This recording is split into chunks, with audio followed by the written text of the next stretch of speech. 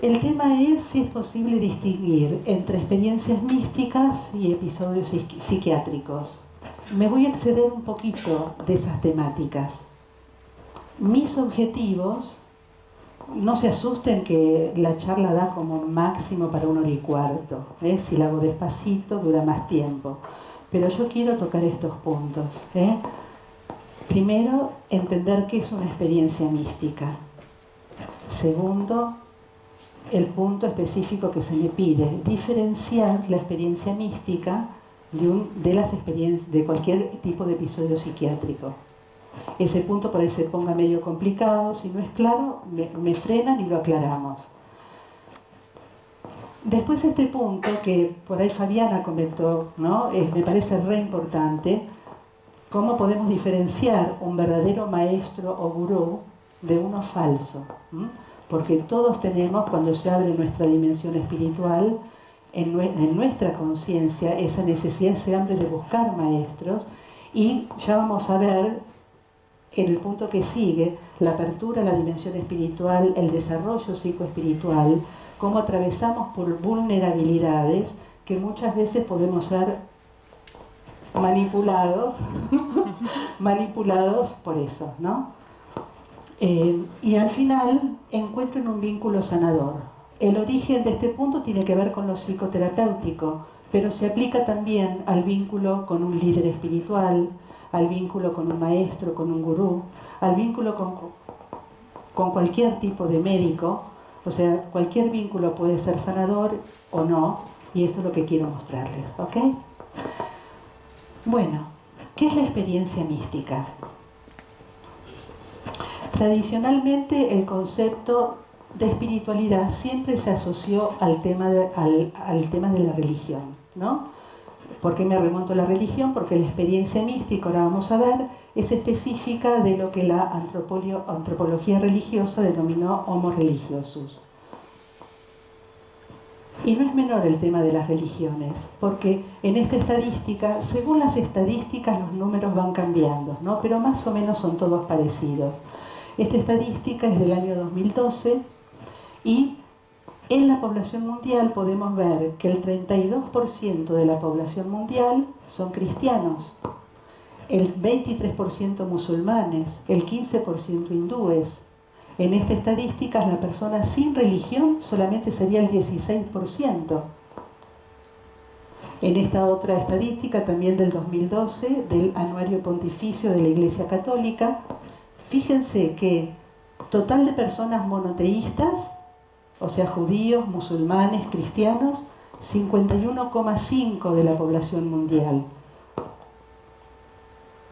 Y acá en Argentina, en el año 2008, se hizo la primera encuesta sobre creencias y actitudes religiosas hecha por el CONICET y las universidades Nacional de Buenos Aires, la de Rosario, Cuyo y Santiago del Estero, y concluyeron, según la muestra, que el 91% de los argentinos creemos en Dios.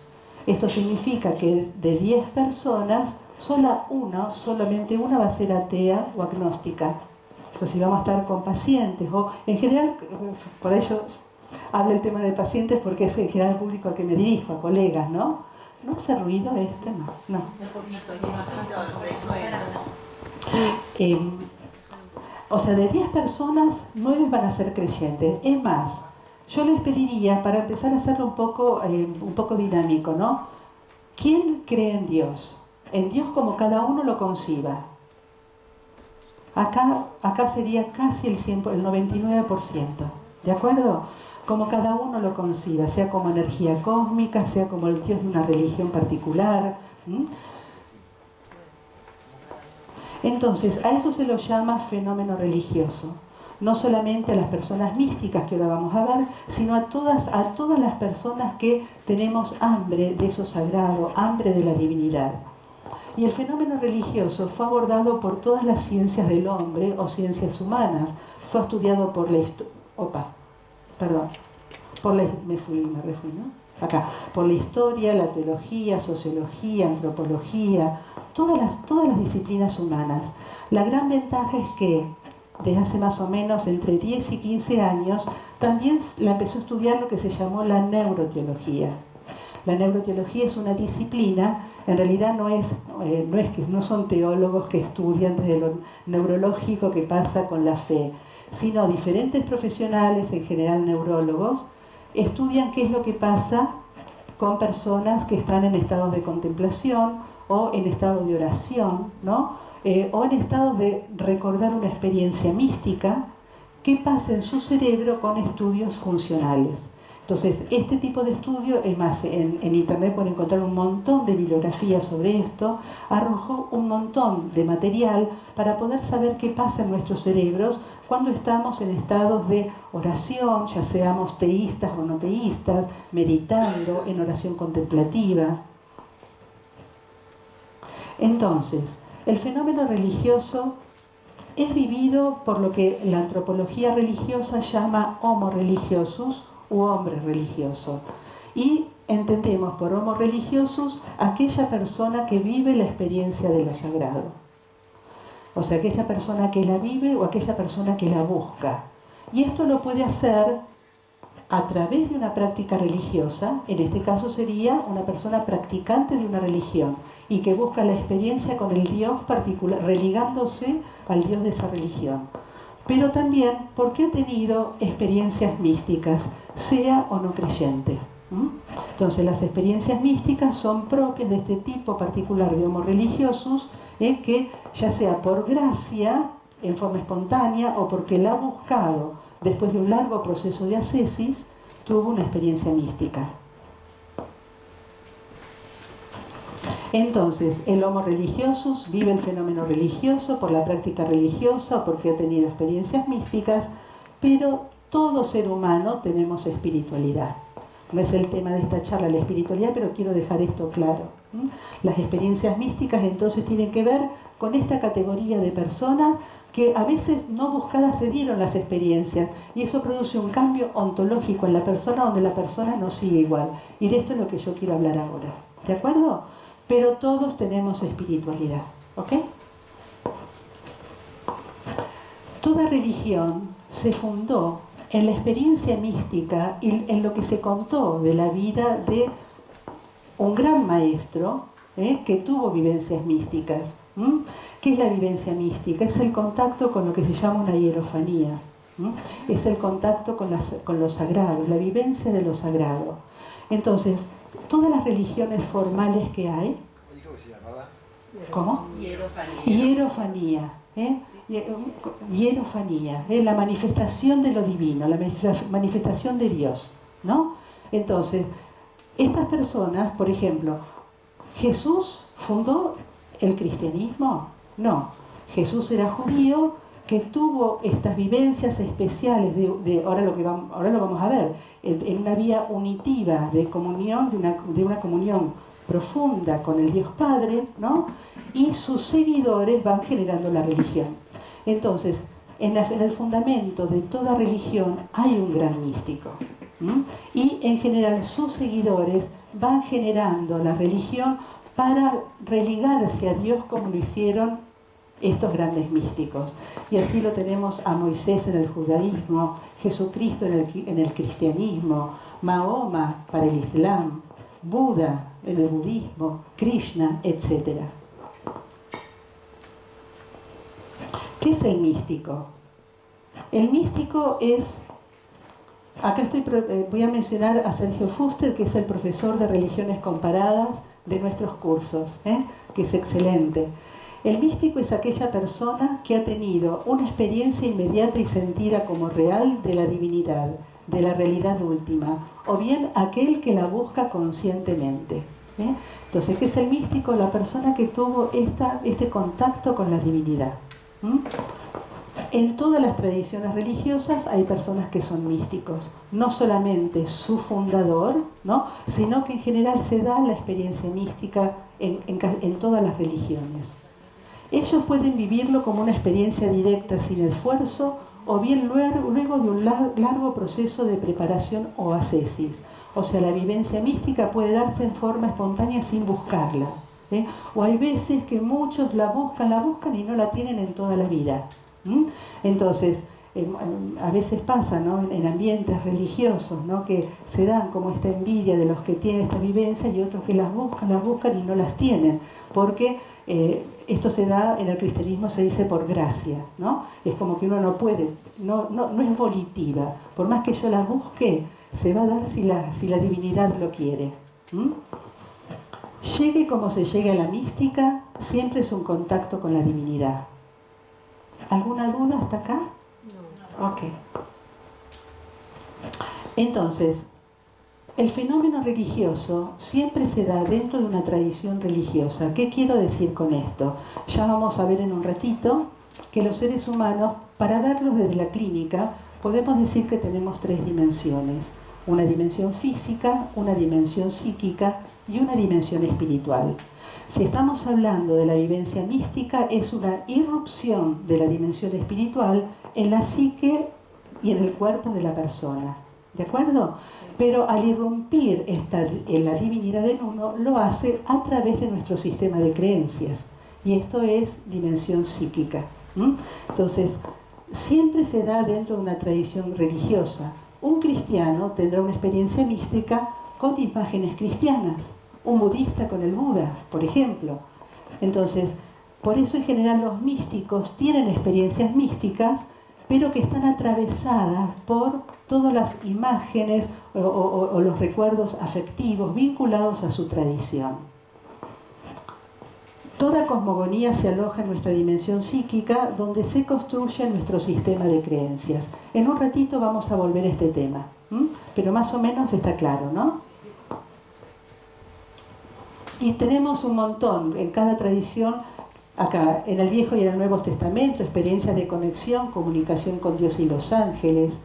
En el caso del Nuevo Testamento también Jesús, el encuentro con el demonio en el desierto, durante la transfiguración, su comunicación constante con Dios. El Padre está en mí, yo estoy en el Padre. Santa Teresa de Ávila, San Juan de la Cruz y estos tantos cristianos y padres del desierto, ¿no? Infinidad de místicos en la tradición cristiana. El Corán y la religión musulmana están inspirados en el viaje milagroso de Mahoma, guiado por el arcángel Gabriel a través de los 7 cielos, el paraíso y las regiones infernales. El Buda, meditando bajo el árbol Bo, experimentó la disolución del mundo ilusorio, la iluminación. Pero gracias a la neuroteología y gracias al doctor Juan Francisco Rubia, este es el núcleo de vivencia que se da en toda experiencia mística, porque como recién decía, según el místico y su tradición, la vivencia mística va a estar teñida de todas las imágenes de su propia tradición. Pero fíjense acá, este núcleo es similar para diversas religiones, culturas y épocas. Entonces, este núcleo lo vamos a ver en toda experiencia mística. Es más, de acá de los presentes, vaya sintiendo si alguna vez no tuvieron este tipo de vivencia. La primera, sensación de unidad de todo lo existente. Son esos momentos donde sentimos que estamos, puede ser que estemos meditando o no. Puede ser que estemos en un estado contemplativo, en oración contemplativa, oración centrante o no. Pero de golpe nos sentimos como que estamos unidos a todo.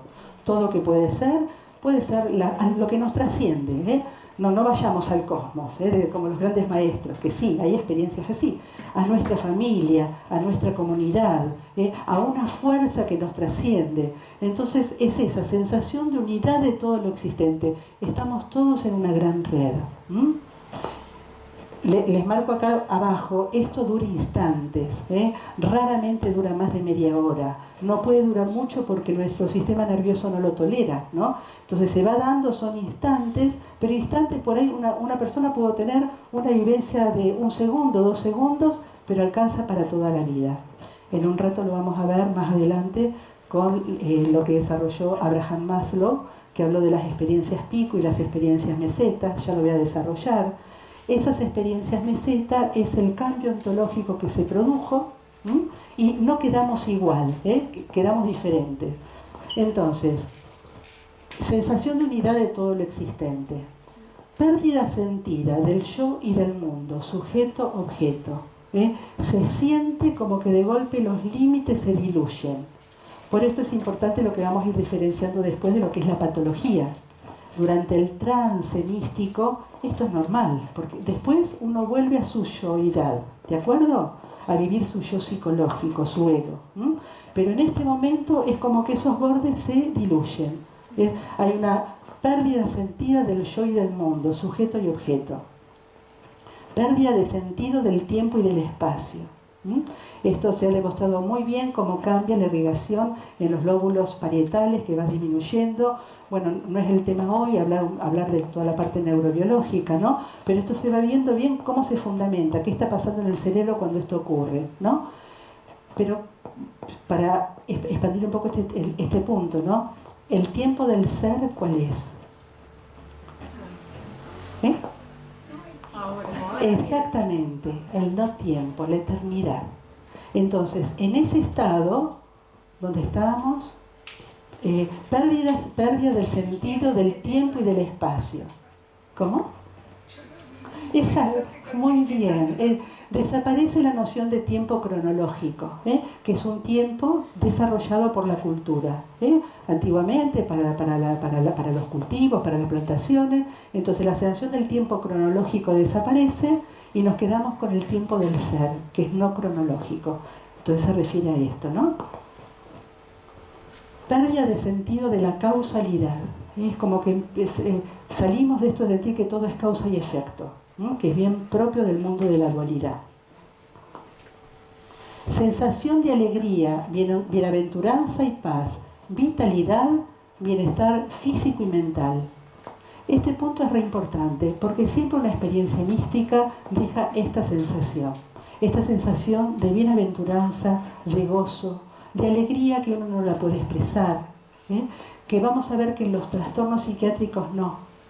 Se puede vivir un estado delirante y no, hay terror, hay angustia. En cambio, cuando la experiencia es mística, siempre hay alegría, bienaventuranza y paz. Vamos a ver en un ratito que la emoción de la dimensión espiritual es la paz, ¿no? Entonces se siente paz, se siente tranquilidad, se siente gozo. Sensación de estar en contacto con lo sagrado. La persona, yo ahora le traje algo para leerles, de cortito, ¿no? De Gandhi, de Halix. La sensación es que uno está en contacto con algo que es sagrado, algo que es puro, algo que es hermoso. Sensación de objetividad y realidad. La persona que vivencia esto sabe que esto es objetivo, no es una creación de su propia mente. Y esto se lo voy a leer en otro escrito chiquitito que traje de Gandhi, que esto es real. Nadie lo puede convencer de que no es real. Superación del dualismo y aceptación de las paradojas. Salimos de la mente racional, dual, ¿no? Y es como que vamos entrando en la mente, si queremos, para los psicólogos más el inconsciente, donde todo es sí, donde pues las paradojas pueden darse. Inefabilidad. No se puede expresar con palabras. No lo podemos poner en palabras. Las palabras son estas, pero la persona no puede poner en palabras la vivencia que tuvo. Transitoriedad. Dura un instante, máximo media hora. Son segundos. Son segundos que se da, pero con toda esta calidad de vivencia. Epa, me fui. Cualidad no ética, se percibe como un conocimiento inmediato. A veces uno tiene percepciones y es un conocimiento inmediato. ¿De acuerdo? Entonces, este es el núcleo que se da en toda experiencia mística, sea la persona católica, sea cristiana, sea del Islam, el núcleo se da con este tipo de elementos. ¿Ok? ¿Quién ha vivido este tipo de cosas? Ok, bueno. Acá estoy citando a Albert Einstein. La emoción más hermosa y profunda que podemos experimentar es la sensación de lo místico. Es la fuente de toda ciencia verdadera. Este conocimiento, esta sensación, está en el centro de la religión verdadera. Estamos hablando de algo sagrado, estamos hablando de esa fuente de vida, de esa fuente de divinidad que está en todos nosotros. La dimensión espiritual, ahora vamos a verlo en un gráfico, dimensión física, dimensión psíquica, dimensión espiritual. La dimensión espiritual en el ser humano se manifiesta en la búsqueda de respuestas ante su experiencia de finitud, de frustración y de falta de sentido para comprender la existencia, la vida, ¿no?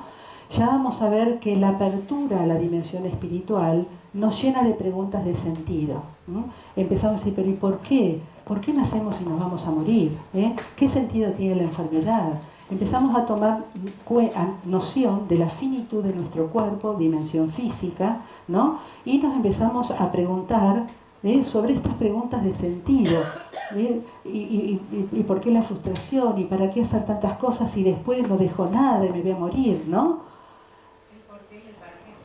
Exacto. Ya ahora volvemos un ratito a esto, pero quería comentar esto ¿para qué? Porque este es el motivo, ¿no? Lo leemos y después lo explico. De ahí se desprende que todos los pueblos de la tierra y en todos los tiempos hayan tenido un concepto de Dios y se hayan creado religiones o diferentes cosmogonías para darle explicación a esta pregunta.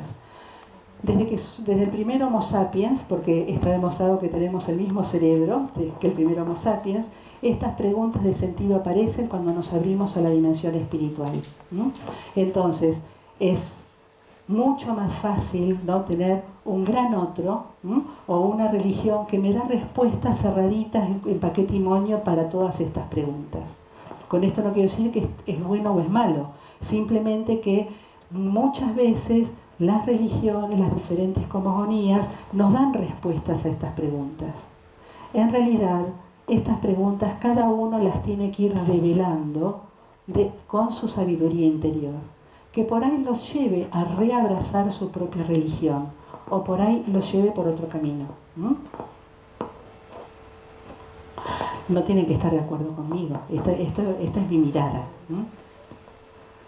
El ser humano es multidimensional, tiene estas tres dimensiones que recién nombramos, una dimensión física, una psíquica, social, cultural, axiológica y una espiritual. Fíjese que lo social, lo pongo acá, ahora voy a explicar por qué. Nuestro universo vincular y la sociedad tiene que ver con el psiquismo, lo mismo que la cultura, lo mismo que nuestros valores. Todo esto son construcciones de la psique de cada uno, porque la dimensión espiritual es una dimensión que no puede ser pensada, no puede ser hablada, no puede ser olida, no puede ser mirada. Es la dimensión, o sea, Dios, como cada uno lo considere, es lo manifiesto, toda la creación, pero también lo no manifiesto. Eso no manifiesto sería la no nada. No lo podemos hablar, no lo podemos pensar. No es de esta dimensión, de nuestra dimensión dual, ¿no? Entonces, esa dimensión espiritual, que es la fuente de vida, que es en el cuerpo, esa dimensión es la vida. Fíjense cómo en el cuerpo podemos tener diferentes funciones, diferentes órganos, células especializadas, pero la vida es homogénea y es la misma que circula por todos los órganos y todas las células. Entonces, en el cuerpo el espíritu es vida. En el corazón, en las emociones, el espíritu se manifiesta como paz. Y en el conocimiento ya como sabiduría. Es el conocimiento, pero que tiene una cualidad amorosa, de buscar el orden para todo. Entonces, el espíritu se va a expresar ¿dónde? En la psique y en el cuerpo. Estos constituyentes interactúan continuamente y necesitan ser tratados como una unidad para que exista equilibrio. ¿Vamos bien? Sí. Entonces, qué lío que hago, ¿no? No. Entonces, dimensión física. Esta dimensión es la que más ha estudiado la medicina y la ciencia en general, y con el avance de la ciencia, donde fue necesario históricamente separarse de las religiones, del dominio de la religión, fue un avance maravilloso, pero llevó a que no estuviera separada del conocimiento de las tradiciones de sabiduría. Entonces, esta es la dimensión que más conocemos y se han hecho avances fantásticos, ¿no? No los podemos negar y son excelentes. Pero lamentablemente, ¿cómo está la medicina hoy? Hay muy fragmentada. Hay médicos, hay psiquiatras que estudiamos la mente, hay neumonólogos que estudian los pulmones, gastroenterólogos, cirujanos, entonces está absolutamente fragmentada. Y muchas veces los profesionales no se comunican y no están de acuerdo entre sí, ¿no? La dimensión psíquica, desde mi mirada, es una dimensión relacional. Me detengo un poquito acá, pero para comprender cuando hablemos de patología, ¿de acuerdo? Esta dimensión psíquica es una dimensión relacional. El psiquismo en el bebé se construye en el vínculo con la mamá primero, con la familia nuclear después, papá, los hermanos, los abuelos. Esa psique se va construyendo, ¿no? Y se va construyendo y van apareciendo las creencias, primero tomada de la familia, después de la escuela, después de la cultura. Entonces, esta psique es una dimensión relacional que va relacionando a la persona con los otros que nos. ¿Para qué nos sirve nuestro yo, nuestro ego? Para relacionarnos con los otros, para relacionarnos con nuestra familia, con el medio ambiente, porque necesitamos sobrevivir, entonces para relacionarnos con el medio ambiente, y después que empezamos a desarrollar autoconciencia para relacionarnos con nuestro corazón profundo, con nuestra alma, con nuestro ser. Entonces, es una dimensión relacional que relaciona el soma y el neuma, está en el medio relacionando. La dimensión espiritual, como decía recién, ¿no? Obviamente en la medicina convencional no es tenida en cuenta, ahora hay corrientes más alternativas que la van teniendo en cuenta, pero en todas las tradiciones de sabiduría fue considerada. Fue llamada Chi en China, Ki en Japón, Prana en la India, soplo de vida por los hebreos, verbo por los cristianos. Es esa fuente de vida, como recién les decía, ¿no? Es la fuente de la existencia. Y cuando se manifiesta, se va a manifestar en la psique o en el cuerpo. Podemos entender la experiencia mística como una irrupción abrupta, buscada o no, de la dimensión espiritual en las dimensiones psíquica y física. Esto acontecerá en la psique de la persona que vive esta experiencia, sea una psique normal o sea una psique patológica. ¿De acuerdo? Porque los enfermos mentales no tienen espíritu. Sí, entonces todos tenemos dimensión espiritual. Cuando esta vivencia mística se puede dar, este punto es importante, ¿no? En una persona que tiene una psique en equilibrio o una persona que tiene una psique en desequilibrio, eso no invalida la experiencia mística.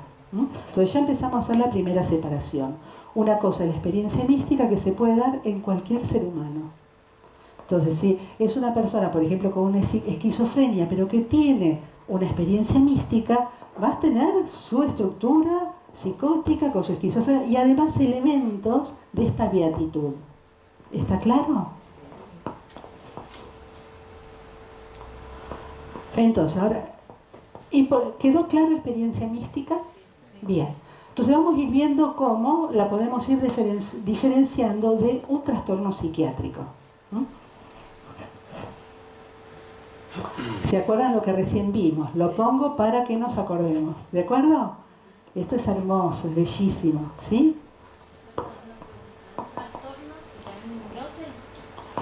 Trastornos en general. Sí.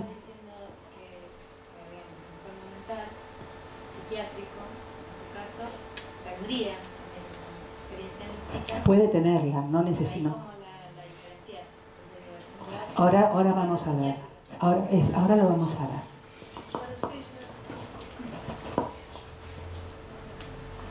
En principio la persona mística, la persona se llama personalidad contemplativa.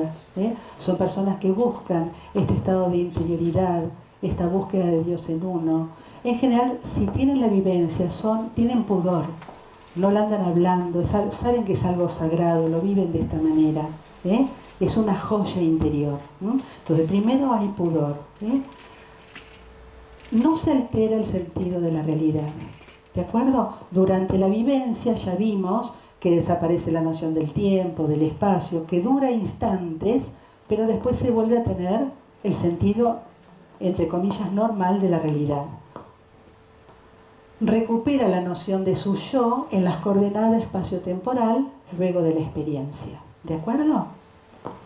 El sentimiento de unidad cósmica normal es placentero, bendito, de paz absoluta y ausencia completa de angustia. La experiencia de despersonalización psicótica se acompaña de gran tensión y angustia. Es segunda diferencia importante. Después lo vamos a ver con los cuadros, con 4 cuadros, ¿no? Que traje porque me parecieron los más significativos. Entonces la experiencia mística se vive con esta sensación de beatitud, pero el trastorno psicótico, en general hay angustia, hay mucho miedo, está el miedo la persona va sintiendo que va deshaciéndose su personalidad, si es un brote, ¿no? Y no condiciona negativamente la conducta. La persona mística tiene su experiencia y una vez que pasa vuelve a su estado de realidad normal, y esto no condiciona la conducta. Sí, su estado, cómo se siente. El cambio es ontológico, es dentro de sí. Es compartida por individuos de la misma cultura. Esto es importante, ¿de acuerdo? O sea, en la cultura, porque vamos a ver que, por ejemplo, en el trastorno delirante o en el delirio, no. Por ahí hay una idea fija y no necesariamente se comparte con la cultura. En cambio, sí, habíamos visto que la experiencia mística atraviesa la psique de la persona, y la psique de esta persona está llena de su tradición, de sus recuerdos, de sus imágenes, de sus afectos. Entonces, esto se va a compartir con la cultura, con el grupo social al cual pertenece. ¿Okay? Las experiencias místicas son experiencias perceptivas, acompañadas de fuertes sentimientos más que ideas. Vamos a ver en la patología, el fuerte está en la idea, ¿no? Acá no, es una vivencia. Es la vivencia de esta dimensión espiritual que irrumpe en la persona. Entonces, es más el componente de sentimiento, de percepción. El místico podrá luego interpretar desde su concepción religiosa o su cosmogonía. Después de la vivencia podrá darle interpretación o hablarlo con su líder espiritual, con su sacerdote, con su rabino, para ir dando explicación a esto que pasó, a posteriori de la vivencia. ¿Ok? Cuando sale del estado de trance y vuelve al estado ordinario de conciencia, recupera la noción de su yo, en las coordenadas espacio-tiempo en las que vive. En la experiencia psicótica de despersonalización y la ideación delirante, esos límites siguen siendo imprecisos. Después de la experiencia, la persona recupera su sentido de la realidad, quién es él o ella, sus roles de vida, su rol de madre, de padre, de hijo, de estudiante, se recupera completamente. En un estado patológico, no. Esto va a depender según la estructura mental de la persona. ¿De acuerdo? Vuelve a individuarse y a vivir dentro de sus límites físicos y mentales. Tiene que ver con lo anterior. Vuelve a individuarse. Volvemos en psicoterapia ontológica a lo que llamamos al yo psicológico, al ego. Pero en esa vivencia estamos claramente en el yo ontológico, en el ser. ¿Ok? Acá cito al doctor Pablo Balcarce, que es el neurólogo de nuestro curso, de uno de nuestros cursos. Una cosa es ser capaz de sentir transitoriamente una unión mística con la esencia de todas las cosas, llámese Dios, naturaleza, principio creador o conciencia universal, en una forma semejante a como entra una gota de agua en el océano, y otra muy distinta es creer ser ese Dios. Ok. Antes de entrar en patología, le quiero leer 2. ¿Vamos bien? ¿No se aburren? ¿Vamos bien? Ok. Les voy a leer este testimonio. Se llama Francisco Jalix, sacerdote jesuita. El libro donde lo testimonia es Introducción a la forma de vida contemplativa y a la invocación de Jesús. No sé si alguno conoce acá el Centro Santa María, que es un centro en el barrio de Palermo, en este barrio, que se hace la formación de acompañante espiritual, Francisco Jalis fue el sacerdote que a la directora le fue dando la iniciación en la oración contemplativa, que es lo mismo, es muy parecido a lo que es la meditación para los orientales, pero acá es focalizando y concentrándose en el nombre sagrado de Jesucristo, ¿no? La oración centrante, exactamente. Tienen matices diferentes, pero es lo mismo, es lo mismo. Exacta, meditación cristiana, oración contemplativa, oración de silencio, oración centrante, son todos términos que definen lo mismo. Es una meditación, pero focalizando en la persona o el nombre divino de Jesucristo, ¿no? Les digo esto para saber de dónde es Francisco Jalix. Esto era antes de ser sacerdote. Esto es en el contexto de la Segunda Guerra Mundial. Yo tenía 17 años. Oíamos las detonaciones de las bombas y todo el sótano vibraba. De pronto, mientras me debatía entre la ira y el miedo, me inundó un sentimiento de infinita paz. Supe de la presencia de Dios. Sentí que carecía de importancia el hecho de que fuera a morir o no, pues las cosas están así como están. No se trataba de pensamientos, sino de una súbita certeza de la que fluía la paz, la seguridad, el sentimiento de hallarse protegido. Imagínense bajo las detonaciones, ¿no? Si bien exteriormente nada había cambiado, la presencia de Dios se me manifestaba como una certidumbre indubitable.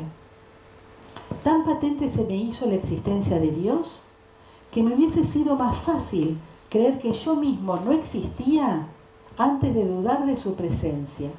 Este sentimiento de esto es así, esto es real. Al abandonar el sótano, noté un cambio en mí. En medio de las minas, los escombros, la apatía, la depresión y el nerviosismo generalizado, me sentía feliz y dispuesto a ayudar. De tal modo, pude participar con todas mis fuerzas y mi amor en las tareas de salvamento. Y les leo otro muy cortito de Gandhi, de Mohandas Gandhi. Vieron que Gandhi hizo voto de silencio. El voto de silencio tiene que ver con esto que les voy a leer ahora, ¿no? 1933. La primera cuestión que ha dejado perplejos a muchos es la voz de Dios. O sea, él escuchó a Dios. Alguno diría que tuvo alucinaciones, y para la psiquiatría esto se llama alucinación, pero dentro de un contexto normal. ¿Por qué? Porque ahora vamos a ver que dentro de la propia cultura, si es respetado por la cultura, esto no es patología. ¿De acuerdo? Entonces, la primera cuestión que ha dejado perplejos a muchos es la voz de Dios. ¿Qué fue? ¿Qué hice yo? ¿Vi a alguna persona? Si no fue así, ¿cómo se me transmitió la voz? Estas son preguntas pertinentes. No he visto ninguna forma y nunca lo he intentado, pues siempre he creído que Dios no tiene forma alguna. Pero una vez oí algo así, como una voz lejana y sin embargo bastante cercana. Era tan inconfundible como una voz humana. Me hablaba claramente y era irresistible. En el momento en que escuché la voz, no estaba soñando. La escucha de la voz estuvo precedida por una terrible lucha dentro de mí. De pronto la voz me habló. Escuché, me cercioré de que era la voz y la lucha cesó. Me quedé tranquilo y tomé la determinación de ayunar periódicamente en recuerdo de aquel día y de aquella hora. La alegría me invadió. Sucedió entre las 11 y las 12 de la noche, me sentí renovado. ¿Podría aportar alguna prueba más de que aquello que escuché era realmente la voz y no un eco de mi imaginación desbordante? No tengo ninguna prueba más para convencer al escéptico, que es libre para pensar que todo ello fue un autoengaño o una alucinación. Quizás fue así, no puedo demostrar lo contrario, pero sí puedo decir que ni siquiera el veredicto unánime de todo el mundo contra mí podría apartarme de la creencia según la cual lo que oí fue la verdadera voz de Dios. Para mí, la voz era más real que mi propia existencia.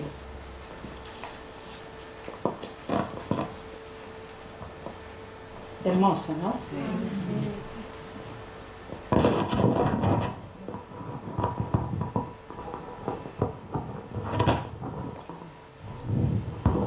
Bueno, entonces vamos ahora a hablar de... Yo había armado algo con mucha patología y por suerte me dijeron...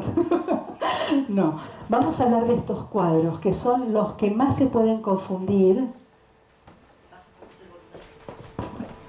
Lo que más se puede confundir con esto que acabamos de ver. Pero lo que más me importa es ya les impactó lo que es la experiencia mística, estos testimonios, ¿eh?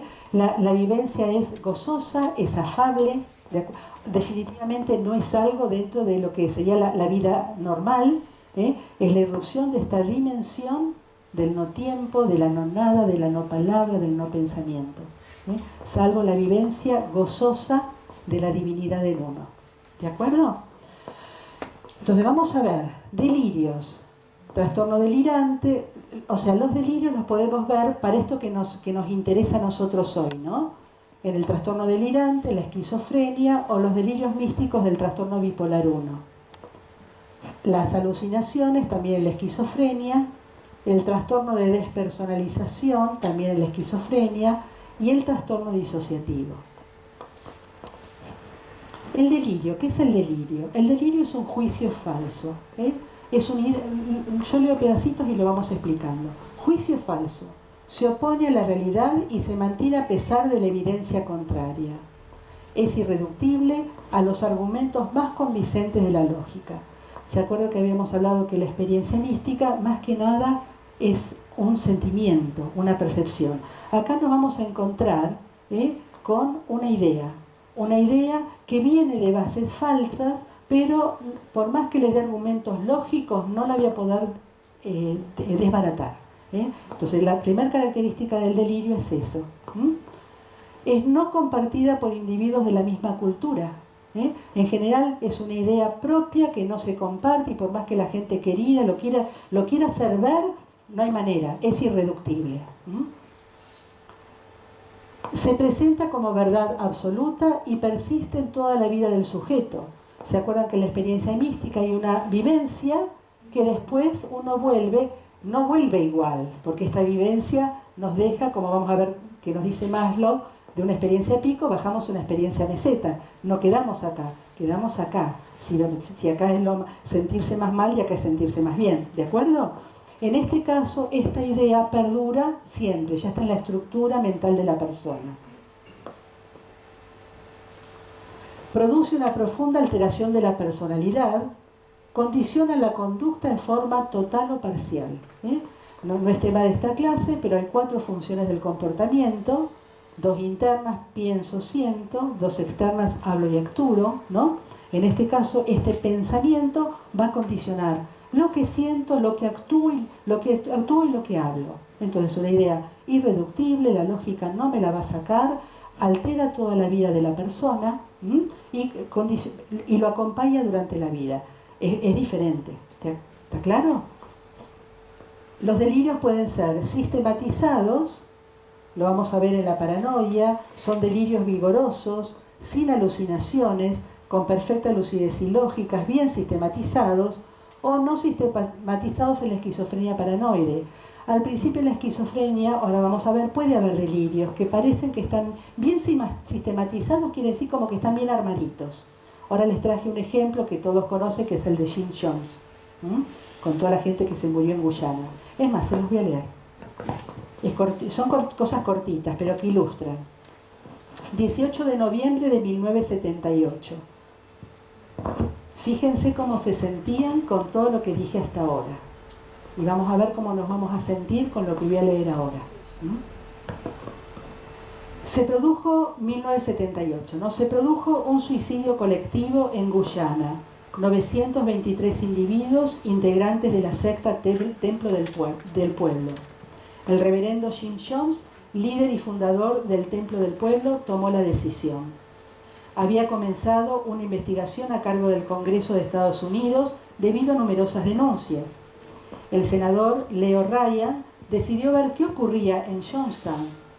Todo funcionaba relativamente bien hasta que el senador decidió partir. Nada ocurrió hasta que varios integrantes de Johnstown decidieron irse también. Ante esto surgió la decisión, primero, se emboscó al senador y a sus colaboradores en la cercanía del aeropuerto, con un saldo de varios muertos, entre ellos el senador. Luego la mayor tragedia. El pastor Jim Jones reunió a sus fieles y los invitó a seguirlo al reino de los cielos. Preparó jugo de naranja mezclado con cianuro y se los dio a sus fieles. Muchos de ellos los tomaron, los que no fueron baleados. En el caso del pastor Jim Jones se diagnostica un delirio de grandeza, conviviendo con el delirio místico. Él era el elegido. Mientras el delirio se fue sistematizando, no hubo inconvenientes. Ante la caída del discurso aparece la desestructuración, que esto pasa con la presencia y que se querían ir los fieles. El líder del movimiento se había autoproclamado como la reencarnación de Jesucristo, se ubica en el lugar de quien no depende de ninguna instancia superior que pueda contener sus actos. Él es quien decide sobre él y sus fieles. En el caso de Guyana, predomina la caída del discurso delirante, el quiebre. O sea, cuando se cae su delirio, se empieza a resquebrajar, él se desmorona y genera esta salida. Entonces seguimos con este tipo de patología. En el caso de él eran delirios sistematizados, por eso convencía a la gente lo siguió, había 900 y pico de fieles, hasta que ya se desestructura. El error simple es permeable, o sea, todos tenemos errores todo el tiempo.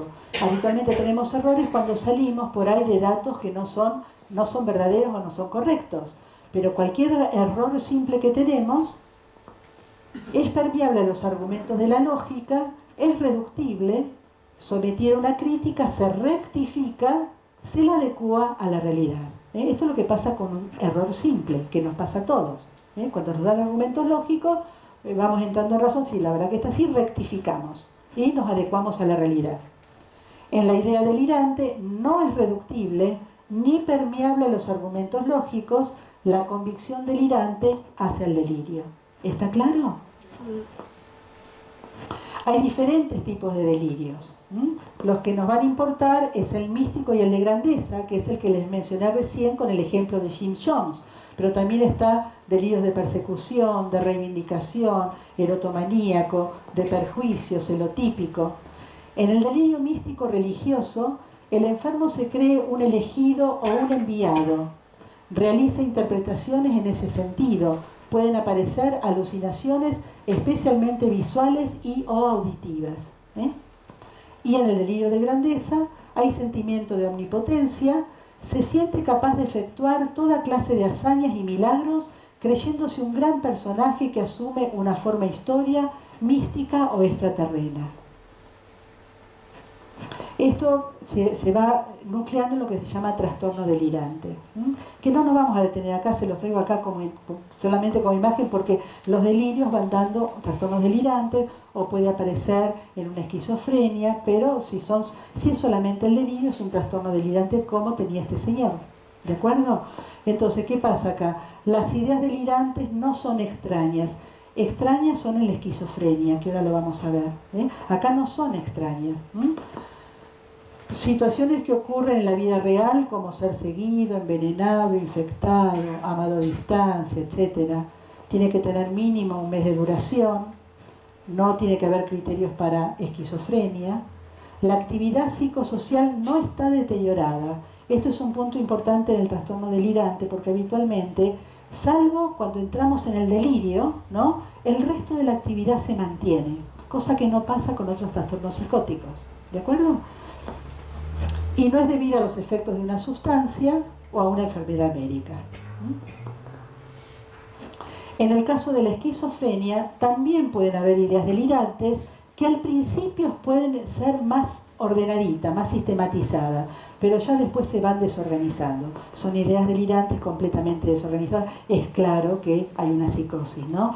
Pero además se tiene que acompañar de alucinaciones. ¿Qué es la alucinación? Se define la alucinación como la percepción sin objeto. Fíjense qué es lo que pasó con Gandhi. Si la toma una persona no creyente o que no cree en la espiritualidad, lo que vivió Gandhi es una alucinación. Yo también una vez sentí una voz en mi corazón, ¿de acuerdo? Solo que estaba meditando y para la psiquiatría eso es una alucinación. Pero no es patología porque hay códigos de diagnósticos que dicen que cuando esto pertenece a la cultura de la persona, o sea, si la persona es religiosa, es espiritual, y esto se da en el momento, por ejemplo, de meditación, o cuando uno está en el templo o en la iglesia, ¿no? Entonces esto se cataloga como normal, porque pertenece a la cultura de la persona, y no se afectan las otras áreas de vida. Pero yo les pregunto, por ejemplo, si viene una persona que está parada en medio del 9 de julio y se encuentra así, ¿no? Así, y uno le dice, medio del 9 de julio, y uno dice, ¿qué está haciendo? ¿Estoy hablando con Dios? ¿Qué piensa? Ahora, si esta misma persona está frente al muro de los lamentos y está así, o está en la iglesia, una iglesia católica, enfrente de un santo y de una cruz, y está de la misma manera, y le dice, estoy hablando con Dios. Eso es normal. Bueno, estos, gracias a Dios, después del código, de los códigos, se llama la CIE 10 de la OMS o el DSM-5 de la Asociación Norteamericana de Psiquiatría, hay códigos de evaluación que ya no se tiene solamente el diagnóstico, sino cómo esto tiene que ver con la cultura de la persona, sus áreas de vida, si están afectadas o no. Pero recordemos que la experiencia mística se tiene en un momento, dura poco tiempo y después la persona recupera su vida, obviamente no de la misma manera. Y acá es muy importante que tenga quien puede acompañar a la persona, ya sea un líder espiritual, una guía. Así que acá en la fundación están intentando hacer eso, ¿no? Acompañar a personas que tienen, ¿no?, irrupción, vivencias de su dimensión espiritual. Entonces, la esquizofrenia puede haber alucinaciones, que es la percepción sin su objeto correspondiente, las voces que el paciente oye, las visiones que el paciente ve, no tienen como punto de partida un estímulo sensorial. Son más comunes las alucinaciones auditivas. Pero también lenguaje desorganizado, comportamiento alterado, que puede ser catatónico de quedarse quieto o no, al contrario, un descontrol, y síntomas negativos, aplanamiento afectivo, alogia. O sea, hay una cantidad de síntomas que se van dando en la patología. ¿Bien? Que es diferente con simplemente un trance místico, ¿no? Además, hay disfunción social y laboral. Dura al menos 6 meses, a menos que tenga tratamiento con antipsicóticos, y hay que excluir consumo de sustancias o la presencia de enfermedad médica. Sí. Percepción sin su objeto correspondiente. Le ha pasado a mucha gente religiosa. Por supuesto. Le ha pasado a videntes como el pintor y escritor Solari Parravicini, que sentía voz y dibujaba, le dijo un montón de cosas. ¿Eso no es también alucinación? Si uno lo va a tomar como síntoma, para la psiquiatría es alucinación, pero no patológica, porque se da en el contexto cultural de la persona. Y después la persona sigue con sus áreas de vida normal. Ahora, si lo vamos a tomar como un síntoma, sí, se llama alucinación, percepción sin objeto, pero sin contenido patológico. ¿Ok?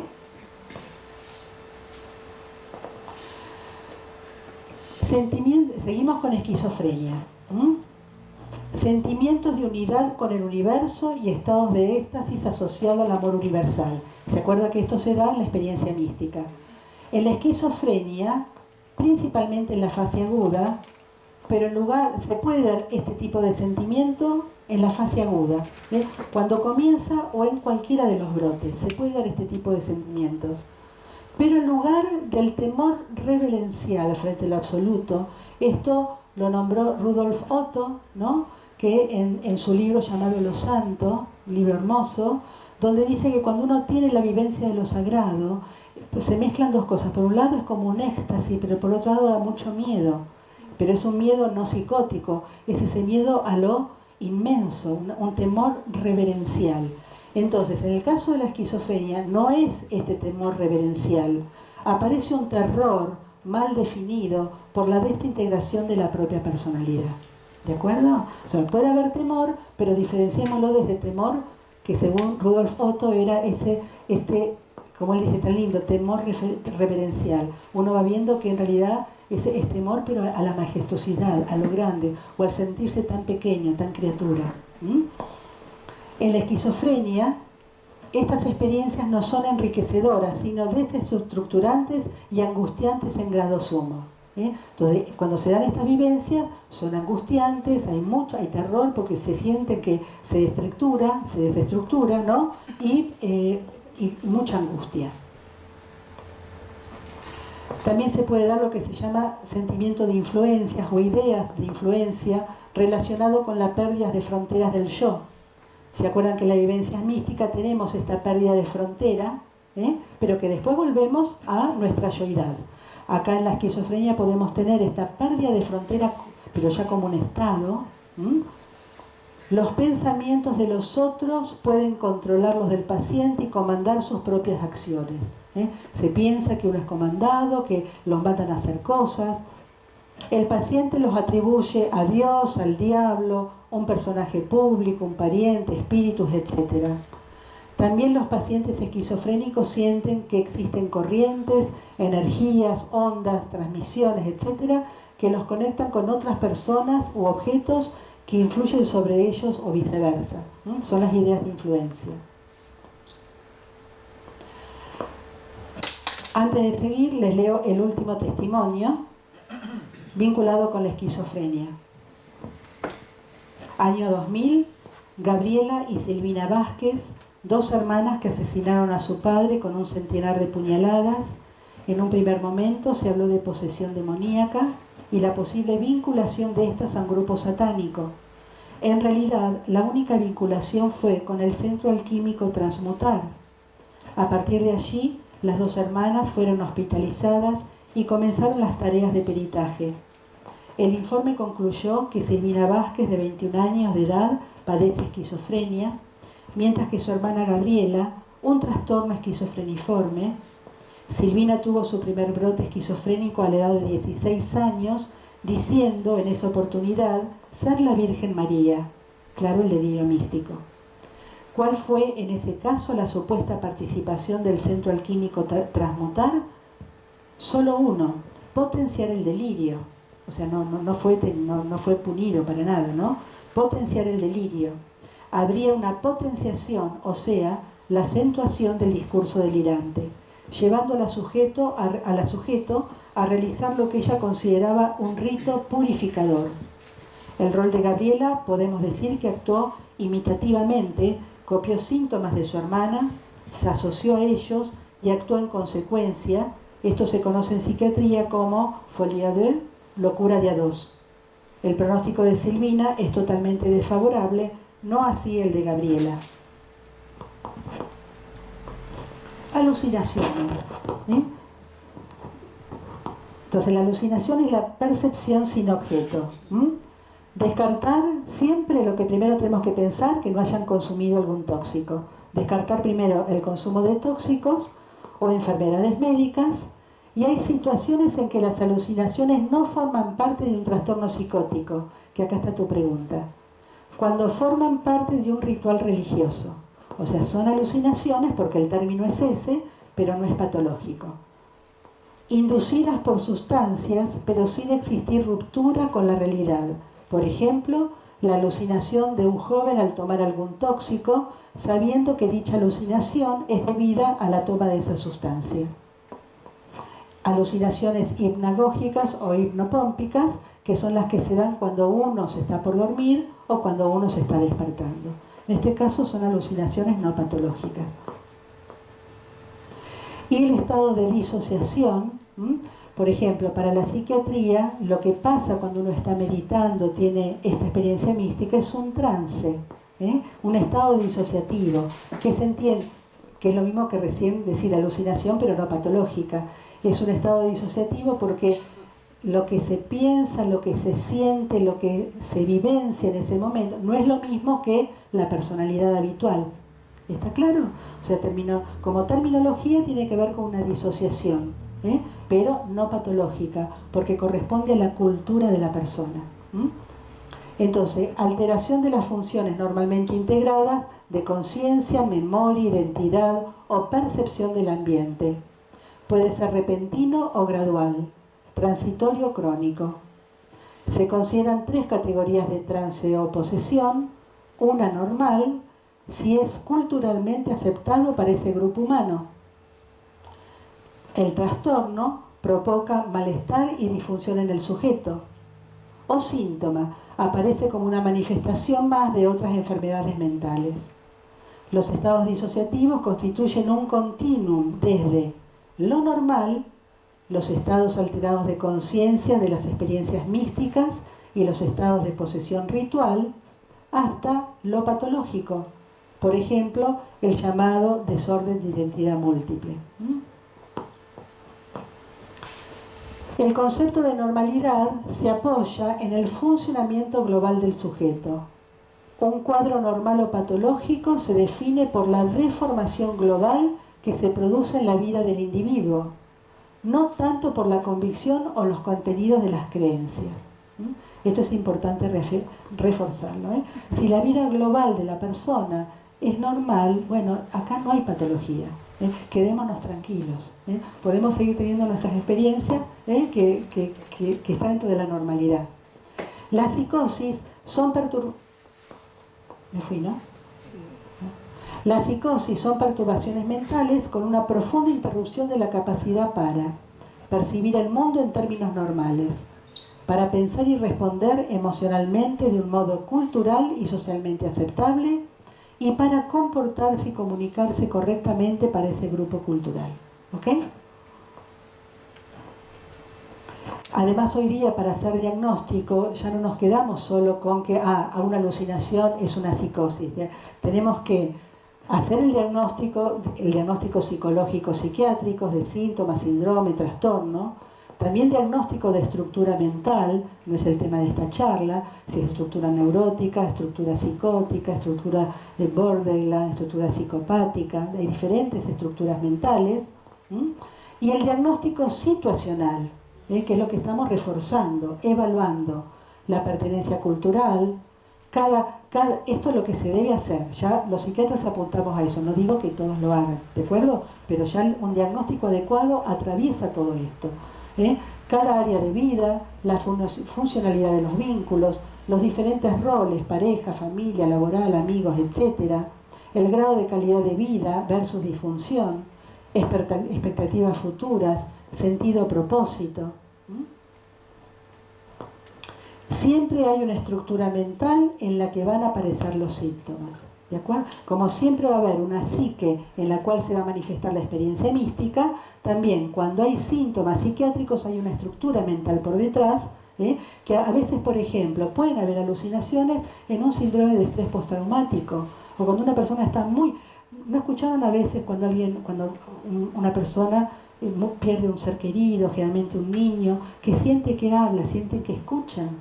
Bueno, eso sería alucinación. Pero está considerado como que se da en situaciones de altísimo estrés, de altísimo dolor. ¿De acuerdo? Por eso está esto de la estructura es importante, porque si la persona tiene una estructura mental neurótica, se entiende que estas voces de la criatura que falleció tienen que ver con su estrés, con su duelo, con su dolor. ¿Está claro? Entonces, vamos cerrando un poquito el capítulo de patología, que es el más denso, más duro, y vamos entrando a esto otro. ¿Cómo diferenciamos un verdadero maestro o gurú de uno falso? Porque fíjense, Jim Jones. Entonces, ¿cómo podemos diferenciar? Porque ya vamos a ver yo estoy bien en tiempo, ¿vamos bien? ¿Hasta qué hora tengo? Tranquila, igual no falta mucho. ¿Cómo diferenciamos entonces un verdadero maestro de un maestro falso? Porque esto que vimos hasta ahora es a ver qué me pasa a mí, qué pasa con los seres queridos, pero qué pasa cuando necesito una guía espiritual. ¿Qué pasa con mi sacerdote? ¿O qué pasa con mi pastor? O mi terapeuta. Por ejemplo, mi guía psicoterapéutica contempla el acompañamiento espiritual. Pero lo que más buscamos es la transformación del propio terapeuta, que vaya haciendo este camino interior para poder contener la angustia existencial, el sufrimiento existencial. El maestro gurú auténtico. El avance espiritual se mide por el grado de paz, amor, integridad y conexión, tanto en la propia vida como en la vida de relación. Entonces, el primer punto, dijimos que la dimensión espiritual, que es la divinidad en uno, es esta dimensión de amor, de paz, de gozo. Entonces, entendemos que un guía, un maestro, tiene un camino hecho de haber vivenciado esta dimensión. Entonces, en general son personas que tienen que tener cierta paz interior, cierta capacidad de conectar.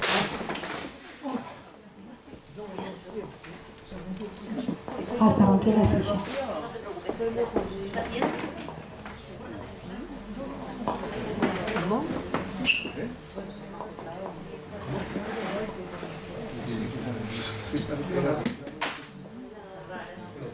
¿Se rompió? ¿Cómo? Sí, se rompió la silla.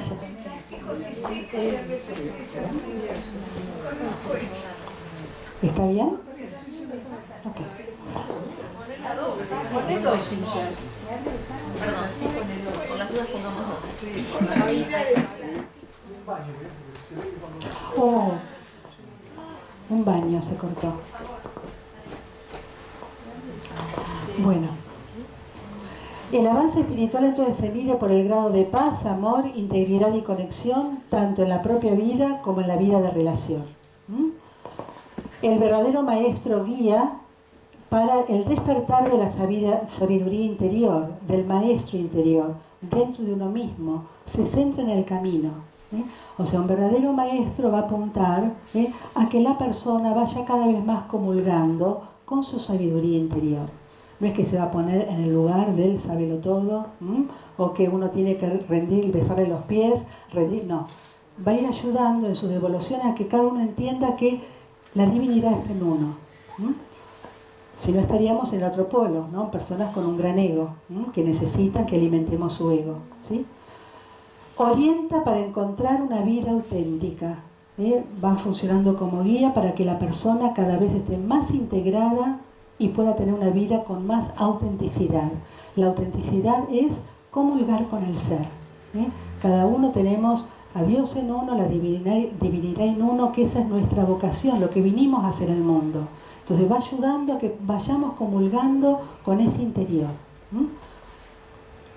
Es ético y respeta la voluntad del estudiante o discípulo. Es ético. Vamos a ver ahora lo opuesto, ¿no? Donde hay conductas abusivas, manipulación. Aquí es ético. Jamás se va a violentar la voluntad del otro. Su vida es íntegra, esto es, piensa, siente, habla y actúa en integración, en coherencia. Practica lo que predica. Entonces, íntegro va a decir algo, pero va a actuar eso. ¿De acuerdo? Practica lo que predica. No se focaliza en los bienes materiales y si los hay, los utiliza para disminuir el dolor del mundo. Son personas con alta compasión, con alta sensibilidad y bueno, si hay bienes materiales en general es para reordenar las situaciones de todos, ¿no? El falso maestro espiritual, que acá podemos ver trastornos delirantes, como recién vimos un caso, o manipuladores, psicopatías, psicópatas. Acá voy a citar datos del licenciado Juan Manuel Otero Barrigón, que él trabaja este tema de grupos pseudo-espirituales, que es lo que antes se llamaba sectas. Es un grupo movimiento fundado en una devoción acrítica. No hay crítica, hay una devoción, pero que no pasa por la crítica de uno, hacia una persona, idea o cosa, que desarrolla procedimientos de influencia social excesivos y manipuladores, para generar dependencia existencial de la dinámica grupal y así controlar a sus miembros. Hay una exaltación ciega de una idea o persona, uso de técnicas de manipulación y control, promoción de una total dependencia del líder del grupo, debilitamiento que esto va llevando a un debilitamiento de las relaciones sociales familiares. ¿Cuál es el objetivo de estos grupos? Que la persona deje de ser quien era y pase a depender totalmente del grupo y de su cosmovisión. Las consecuencias disminuye. ¿Qué le pasa a la persona? Estamos hablando de grupos ahora vamos a ver la persona del líder espiritual negativo, ¿no? Pero las personas que fueron captadas por esta manipulación, disminuye el pensamiento autónomo y crítico, disminuye la habilidad intelectual, lenguaje y sentido del humor, baja la autoestima, hay dificultad para confiar, dificultad para establecer relaciones sociales, la habilidad emocional, sentimientos de culpa, temor, aprensión. Que esto tiene que ver con estas personalidades. Entonces, ¿qué características encontramos en el líder o maestro falso? Lo más obvio es cuando hay un discurso autoritario o intolerante. Esto es lo más obvio, ¿no? Pero también se considera un ser especial o con conocimientos y poderes superiores. Suele no practicar lo que predica. Parece que estuvieras hablando de política. Exige amor y devoción de sus estudiantes o discípulos. Puede tener conductas abusivas, como abuso emocional o maltrato psicológico, con descalificaciones, críticas, humillaciones, burlas, y muchas veces esto es teñido como que lo hace para el bien o para que el otro evolucione. Hay manipulación psicológica, influencia controlada, excesiva y antiética hacia otra persona con el fin de que esta última piense, sienta y actúe de acuerdo a los deseos, expectativas y necesidades de las primeras. Puede ser del líder o de los fieles. No siente culpa. Muchas veces puede sentirse perseguido si tiene rasgos paranoides. Y muchas veces vive en la opulencia. Acá les cito los datos de Patanjali. ¿Quién no conoce a Patanjali? Bueno, es el más destacado exponente del Raja Yoga en la India.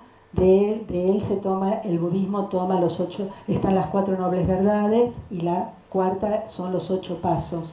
En realidad son estos 8 pasos de Patanjali. Yo porque sí, que es un gran maestro, un gran místico, ¿no? Les traigo esto porque los 2 primeros pasos, fíjense que habla de ética y de conducta. Estos son, me adelanto un poquito, no nos vamos a detener acá, ¿no? El último paso es el samadhi, que es la unión con Dios en la meditación. Pero es como que Patanjali dice, antes de meditar, primero están las prescripciones morales, la conducta moral, evitar el daño a los demás, la falsedad, el hurto, la inmoderación y la codicia. Segundo, las observancias correctas, la pureza del cuerpo y la mente, el contentamiento en toda circunstancia, la introspección y la devoción a Dios. Estos pasos conducen al autocontrol y a la calma mental. Recién después va a venir la postura de meditación, el control de la fuerza vital a través de la respiración, los pranayamas, la interiorización de la mente, la concentración, la meditación y el samadhi. Pero primero es la conducta moral, es la ética. Apertura a la dimensión espiritual. Vamos a ver poquito la apertura a la dimensión espiritual y el desarrollo espiritual. ¿Cómo nos damos cuenta que una persona comienza? ¿Se acuerdan que hablamos que hay una dimensión física, una psíquica y una espiritual? Estas 3 dimensiones, física, psíquica y espiritual, son 3 constituyentes que tienen que ser tratados como una unidad. No es que la dimensión espiritual es más importante que la física. En realidad somos uno. Somos seres en cuerpo y en mente. ¿De acuerdo? Somos una unidad. Pero con nuestra mirada racional tenemos que dividir las cosas para analizarlas y entenderlas. Entonces, estas dimensiones en realidad somos todos uno. La dimensión psíquica es la meta del psiquismo. La meta del psiquismo es construir la personalidad, nuestra identidad, nuestro yo, y nuestro yo, nuestra identidad, enraiza en el sistema de creencias. ¿Y qué es la dimensión espiritual? Decíamos recién que es esa dimensión que no puede ser tocada, olida, agarrada, ¿no? Que no es de esta dimensión. A través del silencio y en soledad, con prácticas de meditación, oración de silencio, oración contemplativa, oración centrante, vamos ingresando en un ámbito de paz, de belleza, de bondad, de sabiduría, de amor puro, de verdad. Es la dimensión de la simplicidad.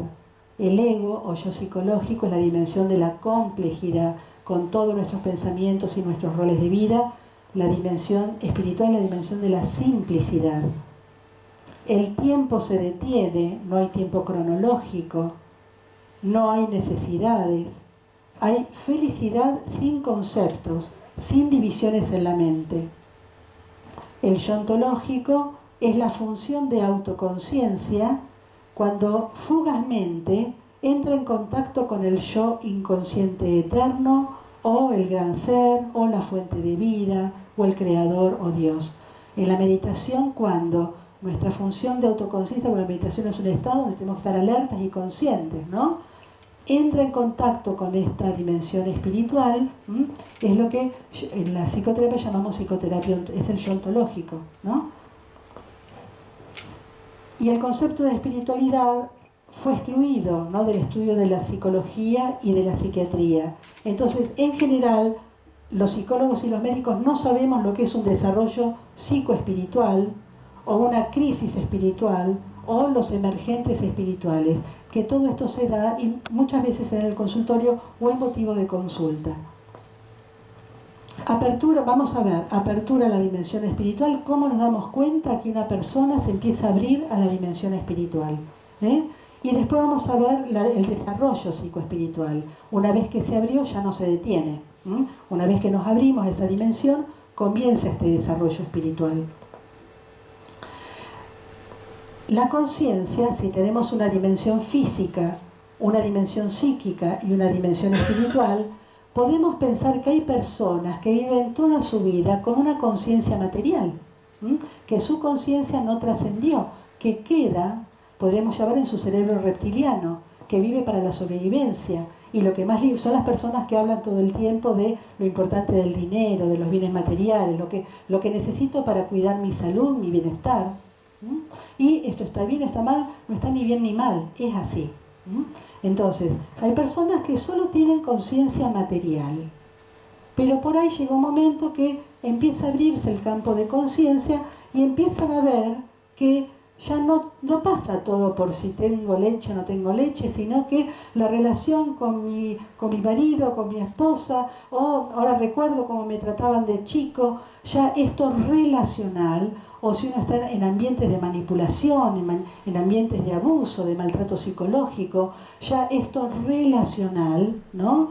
Nos empezamos a abrir a esta dimensión psicológica. Y hay personas que empiezan a abrirse a la conciencia espiritual. ¿De acuerdo? Entonces esto es importante saberlo, que en el mundo no les habrá pasado a veces que uno habla de lo que vivió en el curso o en ese taller vivencial o cuando medita y dice, ¿de qué estás hablando? Es porque con quien estoy hablando no se abrió esta conciencia. Entonces sepamos que hay estos 3 niveles básicos de conciencia, que es así, no está ni bien ni mal, son niveles de evolución o de ampliación de la conciencia. Hay muchos autores que trabajaron esto. Pero ¿cómo nos damos cuenta que la persona empezó a abrirse la dimensión espiritual? Porque en el campo de su pensamiento aparecen estas preguntas existenciales. Uno puede morirse sin haberse preguntado jamás por estas preguntas de sentido o propósito. Pero si empezamos a preguntarnos qué sentido tiene la vida, qué sentido tiene la enfermedad, ¿para qué vivimos? ¿Quién soy verdaderamente yo? Estas preguntas de sentido nos están diciendo que ya la conciencia empezó a abrirse a esta dimensión que trasciende el aquí y ahora. psicológico. La conciencia ha trascendido los límites del yo contextual ubicado en un tiempo y espacio determinado. En esta etapa puede vivenciarse angustia existencial. Es normal que cuando empezamos con estas preguntas de sentido, vivamos la angustia existencial. La angustia es una emoción propia del ser humano y ¿qué tiene de diferente la angustia existencial? La angustia se manifiesta cuando uno tiene una idea o tiene un afecto, tiene algo y esto no se manifiesta, no se va dando. Es típica la angustia del 8º mes de los bebés, cuando la mamá se aleja, ¿no? Entonces se angustia. En este caso la angustia existencial tiene que ver con las preguntas de sentido. Hay preguntas importantes que no le puedo encontrar respuesta. Es acá donde es muy común que uno abrace una religión o abrace una cosmogonía, que esto me da respuesta y calma mi angustia. El paciente siente angustia aparentemente sin motivos y no sabe explicar su origen. Si estamos hablando de una relación médico-paciente, para poder acompañar esto, el terapeuta o el psiquiatra o el sacerdote tiene que tener trabajada su angustia existencial, porque estos emergentes se acompañan. ¿Y cómo lo acompaño? Y con mi propia autocontención de mi angustia existencial. Si la persona que siente angustia existencial no encuentra respuesta, no encuentra contención, imaginemos por ejemplo una persona que tiene que acompañar a un familiar muy querido, una enfermedad crónica, una enfermedad mortal y crónica, y que tiene que acompañar y que las preguntas de la muerte están todo el tiempo ahí, puede aparecer lo que llamamos el sufrimiento existencial. Entonces, de la angustia existencial podemos pasar a un sufrimiento existencial, donde hay falta de alegría existencial, sensación de profundo vacío, porque está relacionado al vacío existencial. Angustia, cansancio vital, vivencias de desesperanza, pérdida de sentido de la propia vida, incluso puede haber ideación suicida. Esto es parecido, no hace falta verlo todo, se los digo, a un trastorno depresivo. Lo que recién le leí, uno diría, pero esta persona está deprimida. Bueno, es sufrimiento existencial. En el trastorno depresivo tiene que darse todo esto y el sufrimiento existencial se vincula con estos elementos solamente. Puede ser que se den juntos. Por ejemplo, este caso que recién decía, esta persona que acompaña a este familiar puede ser que esté con este sufrimiento existencial y además con un cuadro depresivo. Lo importante acá, para los que trabajamos con pacientes, es que el cuadro depresivo precisa tratamiento, psicoterapéutico y o medicamentoso. El sufrimiento existencial, aunque lo mediquemos, no va a pasar nada. Pero sí, si hay un sufrimiento existencial, entendamos que esta persona necesita una guía espiritual, ya sea un líder religioso de su propia religión o uno mismo si puede ir acompañando lo que pasa o ilustrándolo en una guía adecuada. Está claro, entonces nos fuimos abriendo a la dimensión espiritual, hay angustia existencial, si esto no se va conteniendo puede haber sufrimiento existencial. En el desarrollo psicoespiritual, voy a mencionar primero por una cuestión de tradición la búsqueda del éxtasis en Occidente, pero también lo que es la crisis espiritual y las experiencias pico o cumbre. ¿Venimos bien? ¿Cansados? El éxtasis en Occidente. Los místicos cristianos imaginaban su camino hacia el éxtasis o experiencia de trascendencia como una escalera que partiendo de la tierra llegaba hasta el cielo. Esta escala de la perfección tenía 3 estados principales. Los místicos cristianos occidentales pensaban que este era un camino ascendente, que pasaba por estas etapas. La primera se llamaba vía purgativa, la segunda vía iluminativa y la tercera vía unitiva, que en realidad era la propia meta y representaba el estado de la perfecta contemplación. En realidad la vía unitiva es lo que en Oriente se busca a través del yoga, a través de la meditación, que allá son más disciplinas psicoespirituales para lograr esta vía unitiva. Pero acá en Occidente, es más, los religiosos hoy consideran estas 3 vías. Esto es de San Juan de la Cruz, un místico cristiano. La vía purgativa era cuando la persona quería buscar este contacto con lo sagrado, empezaba por la vía purgativa, que tenía que ver con estas características, una vida ascética, ¿no? Con autodisciplinas, prácticas ascéticas. En general en Occidente siempre tuvimos una visión dualista, donde Dios está afuera, yo soy lo profano, lo sagrado está afuera. Entonces este trabajo de purificación, de autoobservarse, tenía que ver con este momento. Después comenzaba la vía iluminativa. O sea, San Juan de la Cruz habla de esto, pero también Santa Teresa de Ávila lo toma. Ella habla del castillo interior, de las 7 moradas, donde también, no con 3, sino con 7 escalones diferentes. En el cuarto, por ejemplo, empezamos a estar acá, en la vía iluminativa. Ya en la vía iluminativa, la persona ya tenía trabajado, ¿no? Este contacto, este deseo, este hambre de Dios, y ya todo su pensamiento, su accionar, todo lo que hacía ya solo se focalizaba en Dios. Toda la concentración, los pensamientos, sentimientos, facultades mentales debían converger en Dios, para llegar finalmente a la vía unitiva, que no solo era la meta, sino la esencia de todo misticismo, la unión con la divinidad y la aniquilación del yo, es decir, la superación de todo dualismo. Sería el samadhi de la meditación oriental o budista. ¿De acuerdo? Entonces, así, esta es lo que tenemos de nuestra tradición occidental. En este camino de búsqueda hacia Dios se suele dar lo que se llama la crisis espiritual, que es muy parecida a una crisis psicológica. ¿Por qué? Porque acontece en la psique, acontece en la mente, pero va a tener cualidades específicas. Los síntomas de una crisis espiritual son casi muy parecidos a los de una crisis psíquica, y estos síntomas son de 3 tipos. Es más de uno de acá por ahí empieza a identificarse con esto que vamos a ver ahora. 1, la ausencia de sentido, la pérdida de identidad y la necesidad de devoción. Esta crisis es muy importante conocerla para no ser captados por personas oportunistas que nos agarran en esta vulnerabilidad propio del desarrollo psicoespiritual. La ausencia de sentido será el comienzo. Sensación de ausencia de sentido y finalidad. Hay un anhelo profundo, sensación de que algo está tratando de despertar en el interior. No se satisface con lo habitual de la vida. El trabajo, el afecto, las distracciones, adquirir objetos, nada satisface este anhelo, esta angustia, esta desazón. Entonces empieza esta sensación de que algo falta, una desazón.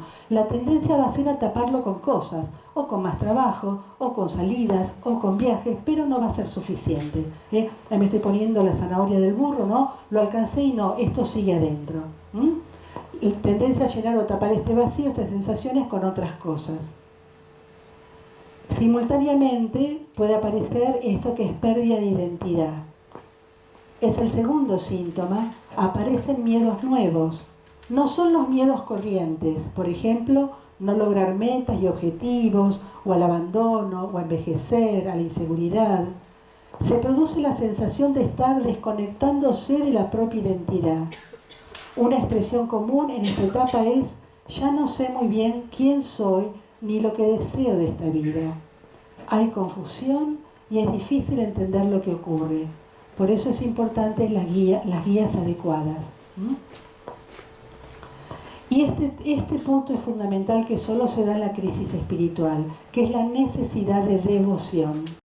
Se hace por objetos mundanos o por diversos supuestos programas de desarrollo espiritual, pero todos serán fuentes de decepción para el devoto. Ningún gurú, pastor religioso, sacerdote, ni líder de cualquier tipo puede administrar la energía de los devotos durante mucho tiempo. No estamos hechos para ser devotos a un ser humano. Necesitamos buscar la sabiduría interior, el maestro interior, abrevar en la fuente del ser, la divinidad en nuestro interior, además de la devoción al Dios de su religión, si la persona es practicante. O sea, estos pasos, guiados adecuadamente, nos tienen que ir llevando a ir comulgando con la divinidad en uno. Entonces, la ausencia de sentido, la pérdida de identidad y la necesidad de devoción son los 3 síntomas más fuertes que indican que la persona ha entrado en una noche oscura del alma, como decía San Juan de la Cruz. Estos son similares a los dilemas psíquicos comunes que experimenta la gente, pero la persona se da cuenta de que la causa de su crisis está en su interior, es espiritual. Y acá es importante afirmarse en esta verdad, porque las noches oscuras pueden venir y por ahí no es una sola, o por ahí viene y dura un tiempo prolongado. Todas las noches oscuras acaban con una luz que ilumina un nuevo camino, siempre. Y por último, las experiencias cumbre o experiencias pico. ¿Quién no conoce a Abraham Maslow? No, ¿quién no lo conoce?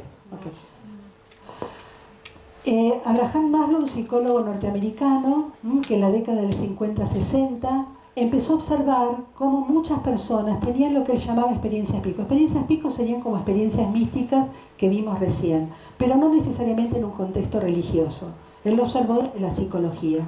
Él, con otras personas, va a dar origen en psicoterapia a lo que son las corrientes humanísticas y las corrientes transpersonales en psicoterapia. Da origen, ya lo dije. Se entiende que la dimensión espiritual, ¿qué es fuente la dimensión espiritual? Del propio potencial humano, del principio del estado de salud y el origen de la sanación personal. O sea, el espíritu, que es vida, es salud, es bienestar, es lo que acabamos de ver con la experiencia mística, ¿no? Entonces, cuanto más vamos conociendo de nosotros y comulgando con el ser, vamos permitiendo que estas energías afloren en uno. Y es lo que fue viendo Abraham Maslow. Condujo una extensa investigación en cientos de personas que pasaron por experiencias místicas espontáneas o lo que él llamó experiencias pico, y demostró que conducían a un estado de sentirse mucho mejor después que las tenía. Él habló que había experiencias pico y después experiencia meseta. Las experiencias pico eran momentos de éxtasis que no pueden compararse, garantizarse ni buscarse. Pequeñas experiencias místicas felices y de alegría máxima. Intensos sentimientos de amor o de una experiencia abrumadora en la naturaleza o con el arte o la música. Y son breves porque no se pueden tolerar en largo tiempo. Lo mismo que la experiencia mística que vimos hace un rato. Pero después de vivir eso, la persona tenía un cambio ontológico, no quedaba igual. Bajaba lo que él llamaba experiencia meseta, que son más duraderas y estables, es una manera nueva y más profunda de ver y experimentar el mundo. Hay un cambio de actitud, de punto de vista que crea una apreciación nueva de lo que nos rodea. Lo que va pasando con estas experiencias es que nos vamos abriendo a un cambio de valores. En nuestra dimensión psíquica, para sobrevivir en la vida, estamos llenos de valores materiales, ¿no? Pero somos seres físicos y espirituales, o sea que también hay un montón de valores espirituales. Al tener este tipo de vivencia, empiezan a tener predominancia los valores espirituales. Y esto es lo que se va cambiando en nuestra psique. Empieza a haber si bien son dos platillos, es como que los valores espirituales empiezan a predominar en la concepción de la vida de la persona. Entonces, si vemos estas dimensiones separadas, lo que empieza a ocurrir es que el cuerpo, la psique y el espíritu empiezan a integrarse. Lo que vamos trabajando en psicoterapia ontológica, no lo traje acá, es ya vivir desde el ser. O sea, ya integradas todas estas dimensiones, viviendo desde el ser. Al integrarnos con la fuente de nuestra existencia, nos conectamos con el poder curativo interior. La fuente de nuestro ser, espíritu, alma, energía vital, es la fuente de vida y de los principios curativos para el cuerpo y la mente. Ese poder curativo actúa en nuestras dimensiones física y psíquica, y también más allá de uno mismo, afectando el entorno social, ambiental de la persona. El principio de nuestra sanación está en nosotros mismos. Para ello necesitamos retornar hacia nuestro ser, hacia nuestra subjetividad y más profundo aún, hacia la fuente de nuestra existencia. Buscar solamente en el exterior aquello que nos devuelva la salud, el bienestar, la cordura, es un error. Al volver la mirada hacia nuestro interior, se va produciendo un cambio de actitud progresiva y fundamental, la cual será posibilitante de una vida plena de significado, salud y felicidad. En todas las tradiciones de sabiduría, este camino hacia el interior siempre fue considerado, ¿no? Es una vía de transformación espiritual a través de la cual el ser humano se purifica, dando lugar a la emergencia de su esencia, su ser, su alma. Este núcleo esencial ha sido representado por el corazón, no específicamente el órgano corporal, si bien está situado en esta zona energética, ¿no? También ha sido llamado corazón profundo, ojo del alma, ápice del alma, el cual necesita limpiarse y abrirse para comprender la realidad. La experiencia del corazón profundo es eterna y universal, como espejo de la divinidad en cada uno de nosotros. Bueno, y la experiencia del corazón la tenemos en todas las tradiciones, en el hinduismo, en el budismo, en el cristianismo. Y por último, ya queda muy poquito, este encuentro en un vínculo sanador, porque si estamos hablando que necesitamos integrarnos, ¿no?, en la vivencia de nuestro ser, solo nos vamos a poder vincular sanamente con un psicoterapeuta o con un líder religioso o con una guía, si este vínculo se da de ser a ser. La clave de la psicoterapia es lograr un encuentro con el otro en un vínculo sanador. Durante la formación nos ocupamos no solo de adquirir conocimiento, sino de nuestra propia transformación. Desde el punto de vista espiritual, solo puedo brindar al paciente lo ya alcanzado en la vida personal. Y para esto tenemos en cuenta lo que desarrolló Carl Roger en la psicoterapia centrada en la persona o psicoterapia centrada en el cliente. Primero, que es un vínculo sujeto a sujeto. No es un vínculo jerárquico, donde, por ejemplo, el terapeuta es el que tiene el conocimiento, la verdad, ¿sí? Obviamente tiene conocimiento y es ético que estudie y que cada vez más. Pero en el momento del vínculo necesitamos vincularnos de ser a ser, en un vínculo horizontal, sujeto a sujeto. Con estos elementos, autenticidad o congruencia, aceptación incondicional del otro, de uno primero, del otro después, y empatía. La autenticidad o congruencia es ser auténtico con uno mismo. ¿Cómo soy auténtica conmigo mismo? Si pienso, siento, hablo y actúo en integridad. Si yo soy íntegra conmigo mismo, voy a estimular con mi modelo la integridad en el otro. El terapeuta permanece auténtico sin fachada, es congruente versus la incongruencia. La aceptación incondicional. Hay una manifiesta actitud de que me importa absolutamente el otro. Si veo que la otra persona me genera contratransferencialmente, no la puedo tratar, que lo trate otro terapeuta, porque yo, para poder tener este vínculo sujeto a sujeto, tengo que aceptar, y no las conductas negativas, pero sí el ser del otro. Aceptar incluso las conductas para ayudar después a verlas y trabajarlas.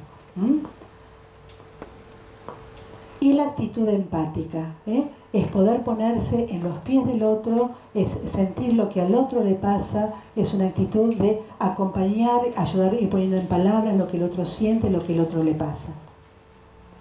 El vínculo es sujeto por excelencia en aceptación y compasión. Está demostrado que la intervención terapéutica compasiva, actuando en el otro, favorece la aceptación de lo que pasa y esto la transformación, la sanación. Y por último, ¿cuáles son los obstáculos en un terapeuta para poder abordar la dimensión espiritual? La falta de integración en sí mismo, la falta de interés y desarrollo espiritual y los propios prejuicios o encasillamiento en las propias creencias que no me permiten abrirme al otro cultural. Y muchas gracias. Terminamos.